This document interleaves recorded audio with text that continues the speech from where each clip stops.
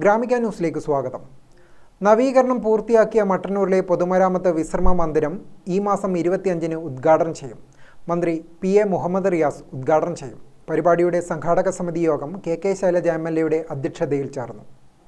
അനാഥമായ പോലെയായിരുന്നു. ആരെങ്കിലും ഉദ്യോഗസ്ഥന്മാർ മീറ്റിംഗ് നടത്താനോ അല്ലെങ്കിൽ അവർക്ക് താമസിക്കാനോ മറ്റോ മാത്രം വന്നു ചേരുന്ന ഒരിടമായിട്ടായിരുന്നു IB ഉപയോഗപ്പെടുത്തിയിരുന്നത്. എന്നാൽ ഇപ്പോഴങ്ങനെയല്ല. ഇപ്പം മറ്റുള്ളവർക്കും അത്യാവശ്യം തങ്ങാനുള്ളൊരു സൗകര്യമൊക്കെ ഇവിടെ കൊടുക്കുന്നുണ്ട് നമ്മൾ ഗവൺമെൻറ്.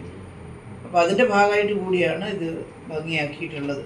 ഇപ്പം നമ്മൾ ഈ പറഞ്ഞ പൈസക്ക് ഏറ്റവും മനോഹരമായിട്ട് ഇത് ചെയ്തിട്ടുണ്ട് എന്നുള്ളത് നമുക്ക് കാണാം. റൂമെല്ലാം ആകെ വൃത്തിയാക്കി അതിനകത്തെ കട്ടിലും ഇതും എല്ലാം മാറ്റി നല്ല വൃത്തിയും വെടിപ്പുള്ളതാക്കി മാറ്റിയിട്ടുണ്ട്. അപ്പോൾ ഇതിൻ്റെ റിനോവേഷൻ ചെയ്തിട്ടുള്ള പുതിയ കെട്ടിടത്തിൻ്റെ ഉദ്ഘാടനമാണ് മന്ത്രി നിർവഹിക്കുന്നത്. പെട്ടെന്നാണ് ഒരു ഡേറ്റ് തന്നത്, 25-ാം തീയതി വരാം എന്നുള്ള രീതിയിൽ. പിന്നെ നമ്മളത് 25-ന് വെക്കുന്നില്ല എന്ന് പറഞ്ഞാൽ നീട്ടുപോണ്ടാന്ന് കരുതിയിട്ട് അത് ഷോർട്ട് നോട്ടീസായിരുന്നു. പിന്നെ ഞാനാണ് പറയുന്നത്. 75.5 ലക്ഷം രൂപ ചെലവിലാണ് വിശ്രമ മന്ദിരം നവീകരിച്ചത്.